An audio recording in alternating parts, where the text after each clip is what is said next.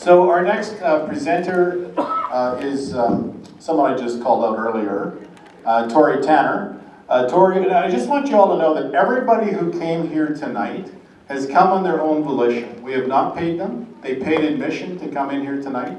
There was no exchange of goods or services or promises to have the speakers come this evening. It was all on their own because they wanted to provide you a perspective and information that you could either question or understand. So, hello, Torry. Hello, Daryl.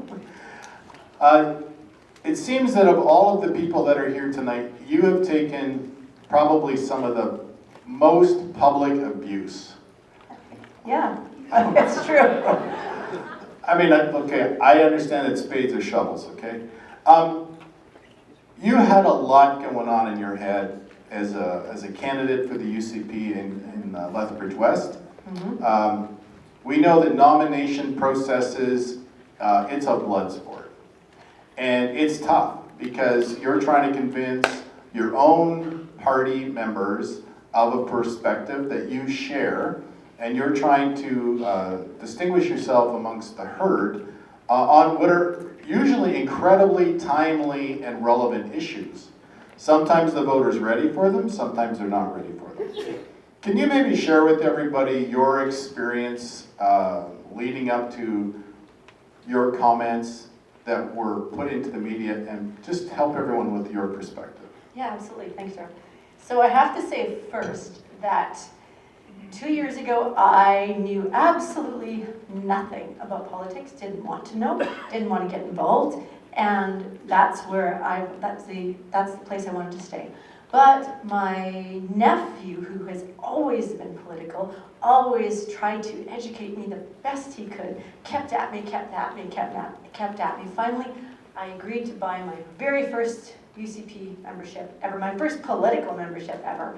And I attended the 2019 AGM.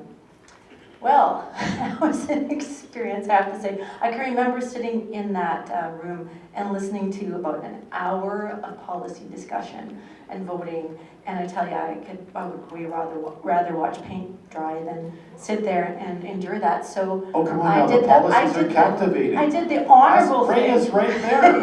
You're insulting Ray. Sorry, Ray. I'm going to redeem myself soon. But I did the honorable thing in that moment, and I left to go to the bathroom and never came back. Honestly, true story.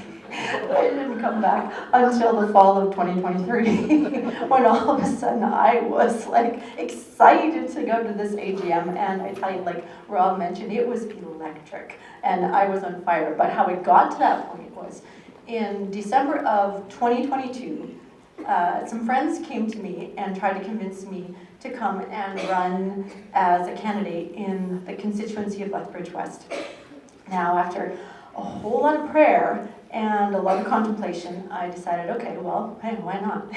By then, like 2020 involved a lot of us and made us wake up and realize that, hey, if we don't get involved, then we can't complain about the mess we're in, and myself included. So I decided, okay, well, I'm just going to dive in head first, and that's what I did.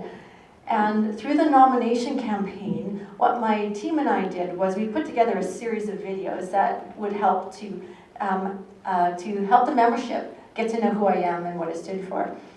And also at that time, we actually brought down John Hilton-O'Brien, and he spoke at an event we hosted, and I started the process of actually understanding what was going on in our schools. And I sat there riveted to every word John said, because I was fascinated and horrified all at the same time that these things were happening in our schools. And then after that, I started looking into it and ended up talking to Kim McBride, who furthered my education on the actual books that were in schools. And so I consequently did a video because I was so motivated to do something and educate people. And these are the words that were so controversial in the video.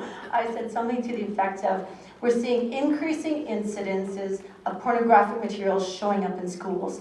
And worse yet, we're learning of teachers who are counseling their students to change their gender identity without parental consent or even knowledge. That wasn't appreciated by the left, not at all. It won me a ticket to get my face plastered all across the nation, and major attacks come. When Daryl said that Canyon Meadows was attacked, well, I understand what that's like because they came after me big time. And they are nasty.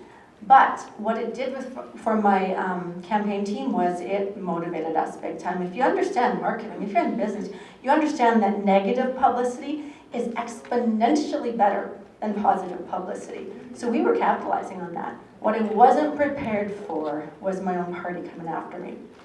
Now, I say that, but I understand now that it wasn't the whole party, it wasn't the whole government, it was a small faction within the UCP, and they were of the old guard. Some of them are still there, and it's important that we get involved to make sure that we have our grassroots represented within the government. So, absolutely. So some of the comments that would come back to me, there, two of them specifically, were one is, it's not happening in the school because my child hasn't told me. Unfortunately, that's not usually the case. With myself, the education came by way of my own niece, who is in the Catholic system in Lethbridge. And after my video went viral,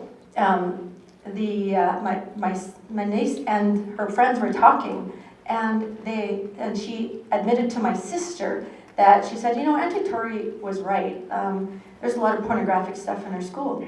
And so my sister quizzed her, and she found out that in the name of proving to kids how evil pornography was, one of the religion teachers in their school actually regularly showed her students pornography. Yeah. So this is true stuff. No, I'm just making it up. I'm just saying. I'm just making it up as I go along. But when we get the media and we get social media bites, it's always portrayed as if you made it up. And no one there can, other than the 8 seconds of attention span that generally the social media ad has, nobody wants to know the truth. And so today, this is, I think, the first time you've actually said this in public. To this extent, yeah, for sure. So after learning from my niece what was going on, a couple weeks later, she brought home a real nugget, because we had learned, we were actually starting to look for 10 really X-rated books that we found out from Action for Canada. And we were looking actively in the schools for them. And my niece, she brought home one for us. Her teacher had given her one of the books on this X-rated list and asked her to do a book report on it. My sister called me in a panic, and she's like, you're never going to believe this. And so this book is called The Glass Castle. And you'll be interested in this. My niece, for all intents and purposes, the world would see her as black. Her mom is white, her father is black. And this book is rampant with racism and sexual violence and bigotry. The list goes on. By the way, if you want to understand what these books, some of what these books are, go to Action for Canada. They have so much information on their site. So that helps to educate us. And we also found out that because this book came from a teacher's private classroom library, that we had no access to that. We didn't even know what was in the classroom, right? So that's another important thing to keep in mind, is that it's important to go to the classrooms as a parent. Volunteer because you're not necessarily going to know what's in there. Another common comment that came at me was, well, are you sure, that pornography is a really strong word. Really, is it actual pornography? Well, usually I'd say, I will send you some excerpts of the book, you decide. And 100% of the time, they come back to me horrified, because it's way beyond what they ever imagined to be in our school system. And what happens is, this is most often called cartoon pornography. They're not depictions of real people. They're cartoons, which somehow makes it better, I'm not sure. But it's really easy. You don't need to take my word for it. You don't need to have an opinion about it. All you need to do is go to the Criminal Code of Canada, and it will tell you, it'll give you a definition of what pornography is. Here's the problem. We can't get a prosecutor to take action because there's a defense in the Criminal Code for education. So what we've done is we've provided a way for teachers to become pedophiles. It's not saying every teacher, I'm not saying every classroom, but it opens the door for teachers to do this. And some walk right through that door. And that's the problem, is we have what's the recourse? And if this happens, students don't usually tell their parents. They're too embarrassed. They have cognitive dissonance. My niece had that. She even shared that in the previous year, her teacher had made the class read the book out loud, which was worse than The Glass Castle. So they're not talking about it. So it's important that we talk about it. So what can you do? Well, you can educate yourself. That's really important. And I mean, you can read the list of things here, but I think a lot of you know what you have to do. You have to get involved. You have to go into the classrooms. You have to talk to the kids. But even talking to them isn't necessarily going to give you the information you're looking for. Look for their behavior, because often it's in their behavior that we get the answers. And also, we have to get involved politically. We have to get on school boards. We have to volunteer on school councils and do whatever we can to spread the word as to what's out there. So many parents still don't understand what's happening in the school system. And they're tired, they're busy, and they're over-involved. So it's tough to get involved in another thing, right? But we need to do it, otherwise we end up in the mess that we're in. So I will leave you with this word of encouragement, though, is that, even after I was relieved of my duties, it gave me an opportunity to stay involved.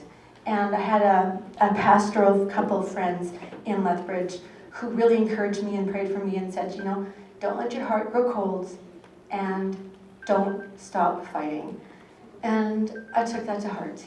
And after the attacks came on me, so many things happened, and we were able to bring people together across the province and we went through as many school libraries online as we possibly could. We pulled together all the books that we could find, and there's way more than 10, there were hundreds of different books that are inappropriate to be in our school libraries. We put them all together on a spreadsheet, and then we bombarded Mr. Nicoletti's office with emails and letters and phone calls and tweets. And I'm certain I don't know all of the letters he was sent, but we tried to educate him and the Premier's office on what was going on. And we even then, thanks to Calgary Lougheed, we were able to get a resolution passed at the AGM that dealt with those inappropriate materials in schools, and now it's policy. So that was a huge victory as well. And then, but the real nugget came at the beginning of December when Demetrios was at a local Calgary constituency AGM, and I found out about it and said, ask him this question. And so they did. And Demetrios had done an about-face. Instead of washing his hands of it, he announced that, yes, they were aware of what was going on and they were going to do something. So hallelujah, that was a turning point for us. And then of course, February 1st, when Danielle made her public statement, that was a huge, huge victory to know that the government was going to actually do something. So my encouragement to you is, you know what, when you're faced with that mountain, you think that it's insurmountable, it may be for just you. But together, if we come together and we work together and we act together, like Henry Ford, you got that one? Good job. Actually said, we can make a difference. We actually have the power as grassroots to hold our government accountable. And that's really important. So that's all I got. Thank you. Torry Tanner, everybody.